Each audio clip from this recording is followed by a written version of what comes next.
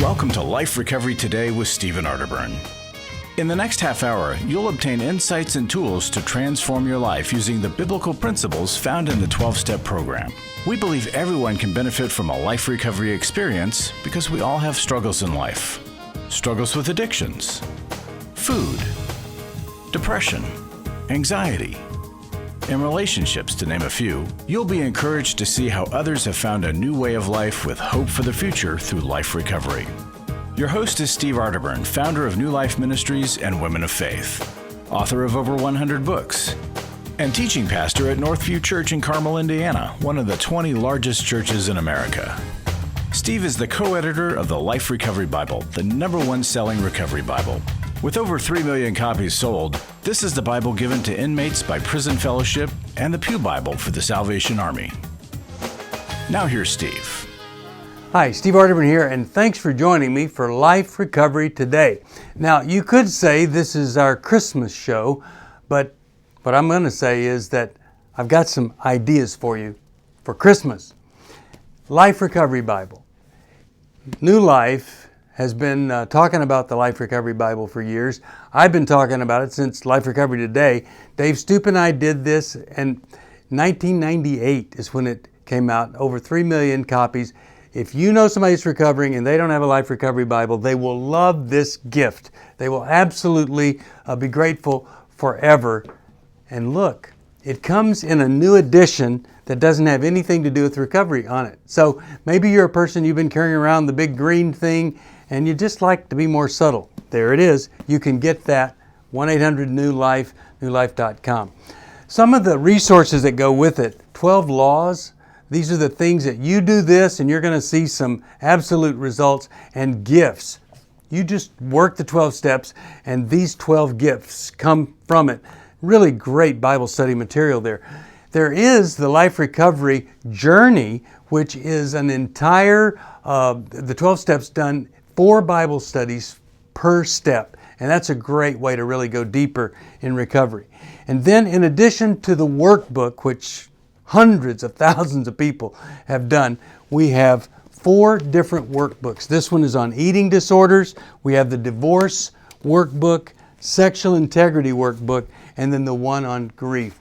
Using the 12 steps to grieve is a powerful way to not just get through something, not just get through it, but over it and beyond it. Pretty powerful. And of course, the Life Recovery devotional. Now, there's a new tool, Understanding and Loving Your Child Who Smokes Pot. And if that is happening, you want to get on that as quickly as possible, because we know that developing brain isn't developing well when you have a child that's smoking pot. I'll tell you, the world is so against anything good and wonderful. There's a dissenting opinion all the time that hurts parents and hampers our ability to reach our kids. And social media, whether it's morals or drugs, alcohol, you name it, it's there to impact your child in a negative way. And here's a book that can help you with that. But more than anything, my wife and I have discovered that eyeball to eyeball contact with kids. We're not a screen, and we're a great distraction from a screen. Well, I've got a great interview set up for you right after this. If you have ever been enabling, this is going to help you. We'll be back. Are you going through your struggles alone? Do you want someone to talk to help you through your pain? Do you feel like a failure when you relapse again, telling yourself, next time will be different? Don't walk this path alone anymore. Join a life recovery group today and be a person that your friends and family can be proud of. God created us to be in community, and we believe everyone can benefit from a life recovery experience. There are life recovery groups all over the country, and if there isn't one in your area, we can help you start one. Life Recovery brings recovery to you, right where you are. You'll take a journey with others to find healing and freedom. Whether you're looking to join a group or start one, New Life Ministries is here for you. Call us at 1-800-NEW-LIFE or visit liferecoverytoday.net.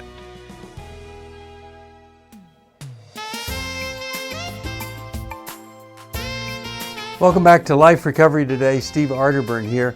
You know, I love talking to people who have a different kind of journey than we're used to hearing about.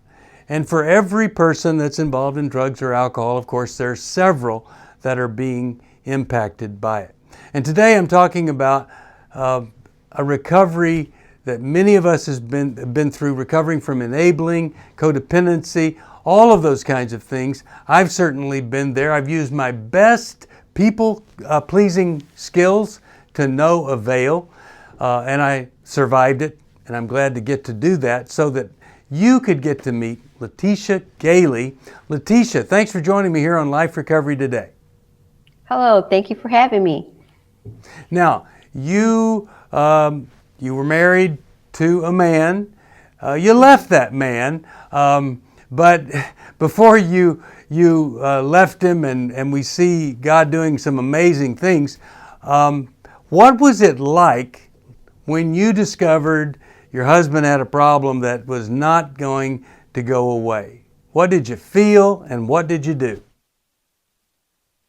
Well, Steve, at the time, that was my second time that I had left him, but so it was kind of hard.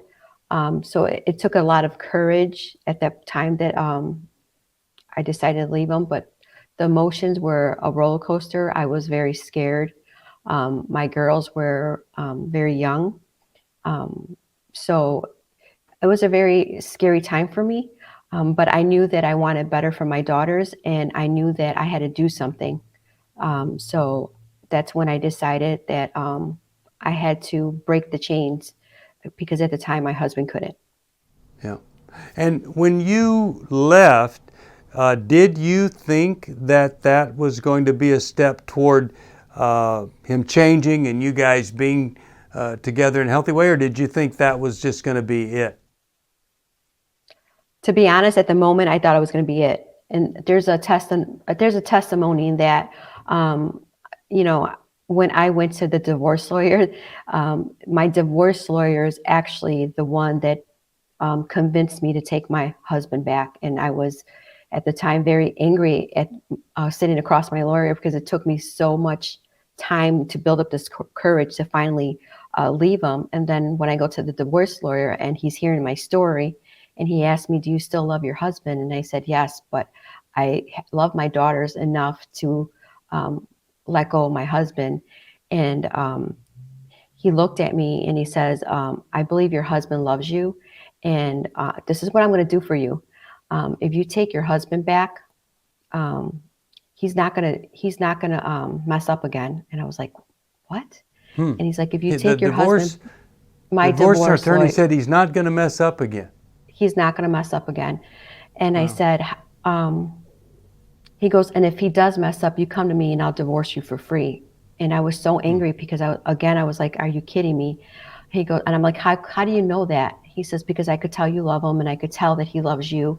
He goes, "And I wish someone would have done that to me 25 years ago, because I've been clean and sober 25 years. Unfortunately, I did lose everything. And now I'm here to help you to give your husband a second chance." So let's back up. What at the worst point of his addiction, what was it like? What did he do? What were you seeing that was just horrific for you? I started seeing his personality. He didn't see his worth in himself. Everything had a revolve around alcohol. Whether it was our kid's birthday party, every weekend there was sports and alcohol, which I knew then led to drugs. The money was going, the lies, the deception, the manipulation. And because I was raised around that, I swore that I was not going to live that with my children. Mm-hmm. And so, just as far as you know, when he was drinking, like on a Saturday or a Sunday, how much alcohol could he drink in a day? Oh, well, it would start like on a Friday, and he would start at work. So I really don't know how much he would start before he would get home. I just know that he wouldn't stop. So it could be, and if he started doing drugs like cocaine, then he could just drink all night until he passed out. Right. Yeah. And the Well, the thing with him is that he was a functional alcoholic, so it made it a little harder. Yeah, sure. So, what was the event that caused you to say, okay, that's it. I'm taking my girls and we're leaving. What was that? The last straw was it was our anniversary, and we went to a block party around where we used to live, and he swore that he wasn't gonna do any drugs or drink. And by the time I knew it, on our anniversary, he's getting high with his friends in the bathroom, and that was it. I was just done. And so what did you do? Did you just leave, or did you tell him I'm leaving, or how did that go? At the time that black party was in Chicago, and I lived in Indiana, and I just left them there, and I went home and I picked up my daughters, and I went to my house and I told him that he could not come back. I was going to get a divorce, and that it was over. At first, he didn't believe me. He was trying to, after a couple of days, come back. And when I didn't let him back, he actually got worse before he got better. Okay. So when this divorce attorney said to you, he's never going to do this again, had he started any kind of recovery program yet? At that point, no. Okay. When the divorce lawyer did tell me that don't take him back right away, that let him prove it to you. And that's exactly what I did. Listen to his advice, and that's exactly what I did. I did not let him back in the house. And when he saw that I didn't let him back in the house, that's when he went to go get help. But that was the second time that he's got help before, so I didn't believe him at the time. So I'm kind of hearing that the attorney was saying don't give up on him yet versus just take him back in and go and try harder, that kind of thing. He was just saying don't give up. Is that right? Correct. He was just saying don't give up on him, but don't let him in. Yes. Okay. So when did you start working your own recovery program? It's a kind of a long process, because at the time I didn't know God. I was just trying to do the best I knew with my daughters. It wasn't until he went back to school and started his recovery and surrender to God, that as he was learning and bringing home what he was learning, that I started learning that I had things to work on myself. It wasn't just him, but the addiction had affected not only him, but myself too. All right, well, I want to hear about your recovery journey and some of the insights that you gained along the way. And, you might be watching this, and it might be a new revelation to you that, even though the other person has the problem, we've all got work to do. And true recovery happens when a married couple, they're both recovering from the damage, both recovering from, kind of our survival strategies and tactics that have fallen so short. We all go through it, we all do it, but there's recovery on both sides. So we'll take a break and we'll come back and we'll talk about how does a person who is married to or in a relationship with an addict, how does that person recover? Right after this. It's hard to find a trusted friend when you're in crisis. Someone who's been there and understands, but who also has the training and skill to give you practical help. Family, friends, and churches want to help, but often they're not equipped to care for those dealing with problems like addiction and pornography, infidelity, anger, depression. New Life Ministries is here to provide help and hope in life's hardest places. We're not focused on making people feel better. We're focused on helping people do the work that will help them be better. At New Life, we have resources available to help you, like books, DVDs, CDs, workshops, and our network of licensed counselors.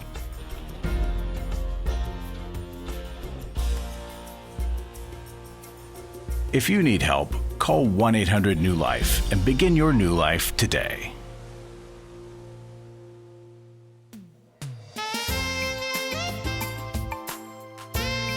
Welcome back to Life Recovery Today.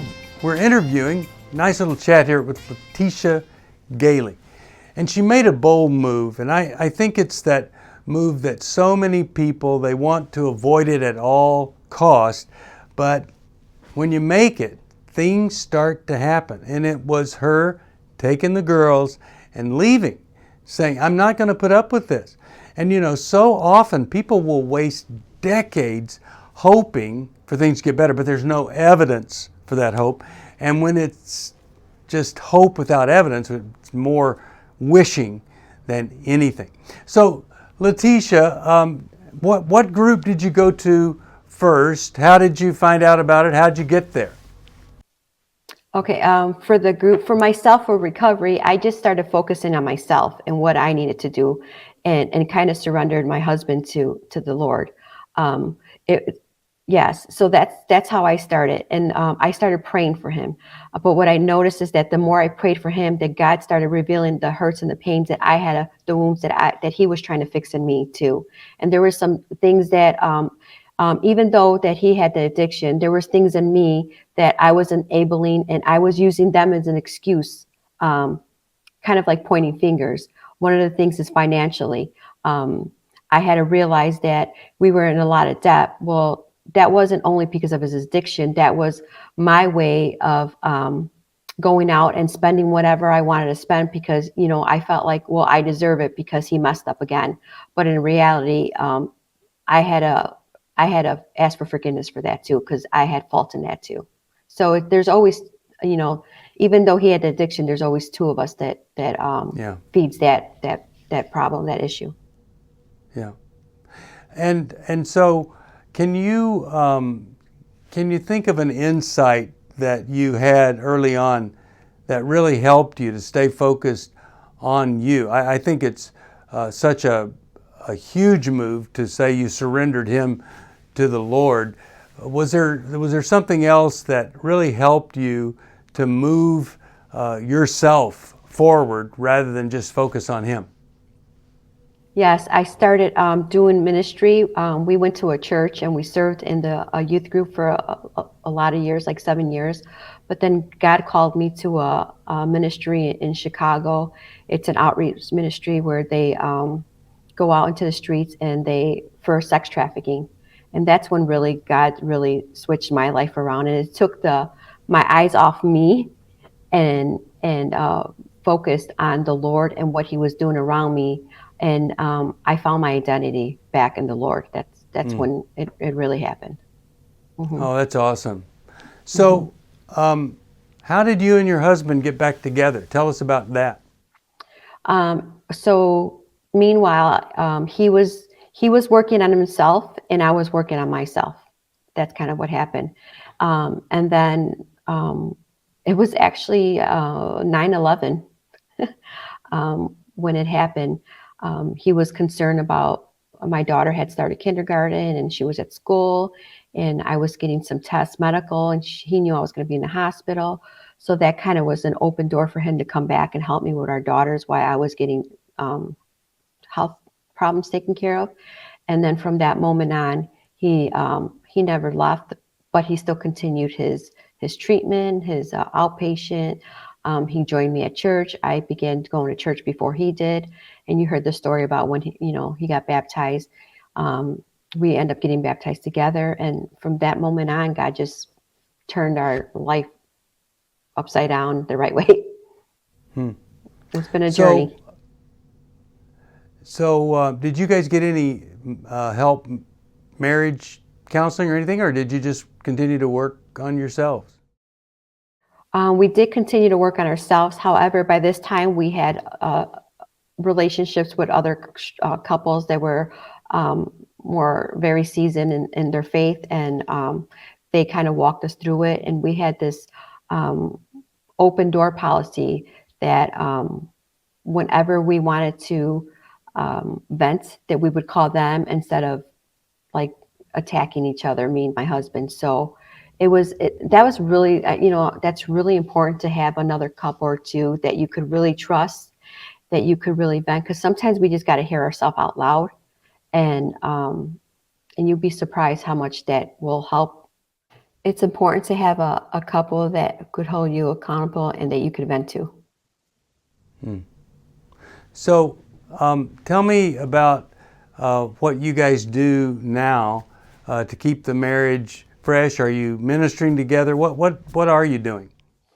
Okay, so we are pastors at City Point Church in Portage, Indiana, and we do outreach ministry. I still continue to do what I started in Chicago. I started my own ministry called Not Your Shame, where I go into the darkest areas where people don't want to go, which is strip clubs, the streets, hotels, gas stations, and we minister to people that are in sex trafficking and also with drug addiction.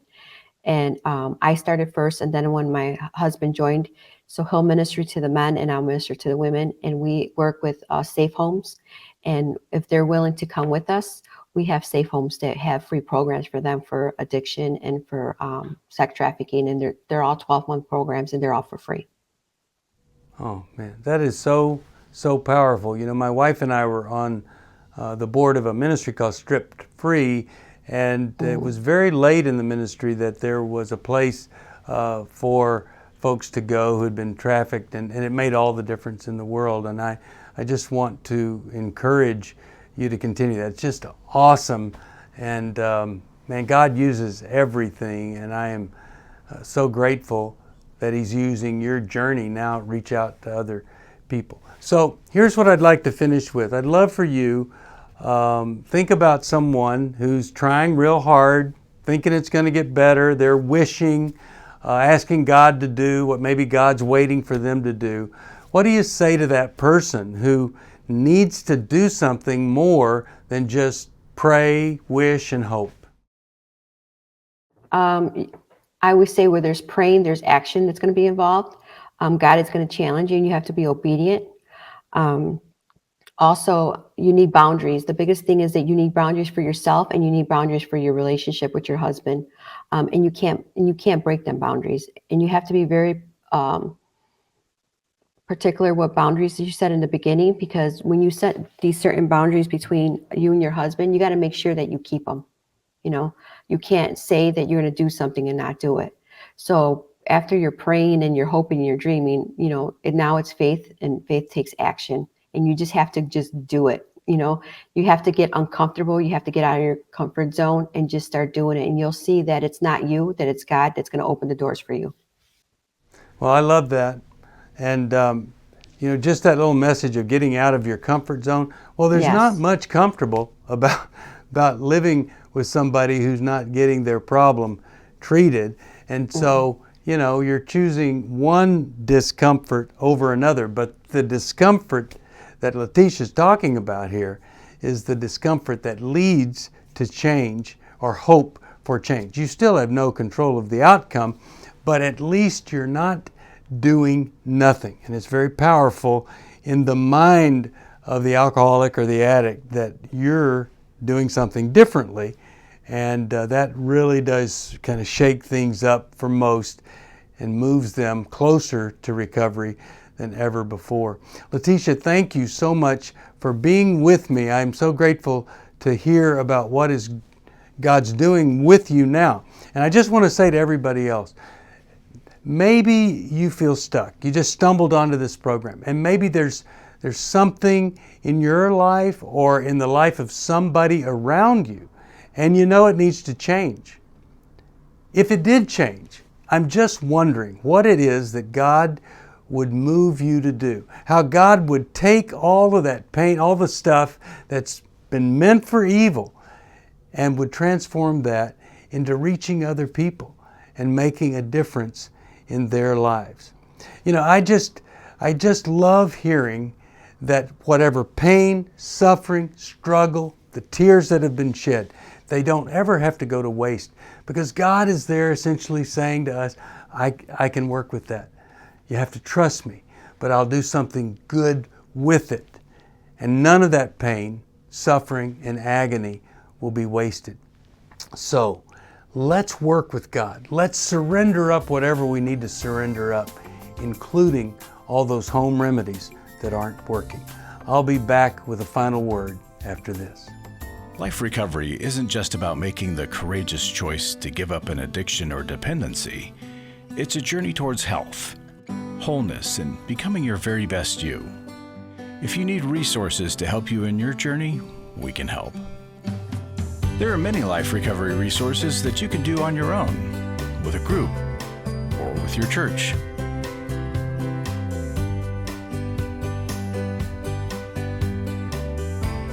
We have Bibles, workbooks, and devotionals that you can use to work your recovery right where you are.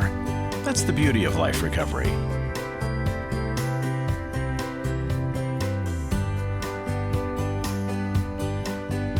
To learn more or to get the Life Recovery Bible or any other life recovery resource, visit liferecoverytoday.net or call us at 1-800-NEW-LIFE. 1-800-NEW-LIFE.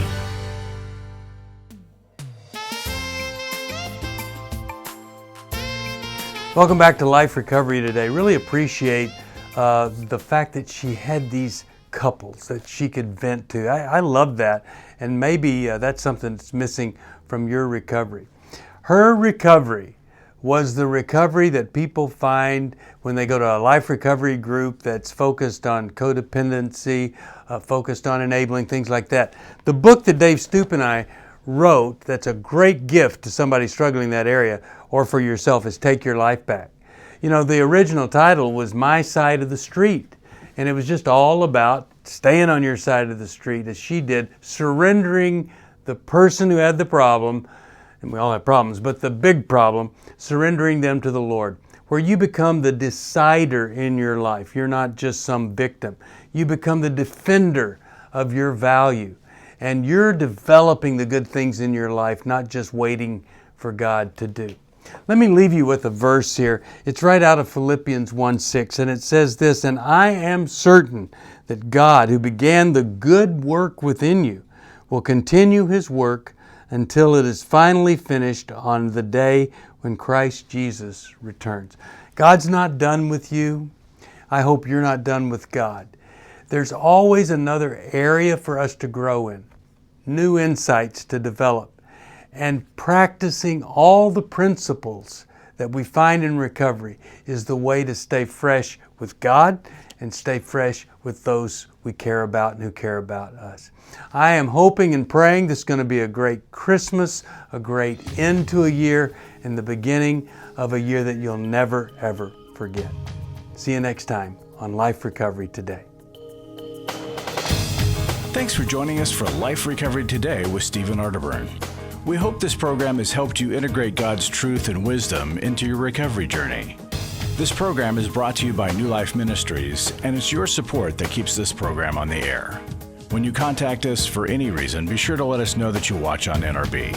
Call us at 1-800-NEW-LIFE or go to liferecoverytoday.net. Please join us again next week for more Life Recovery Today.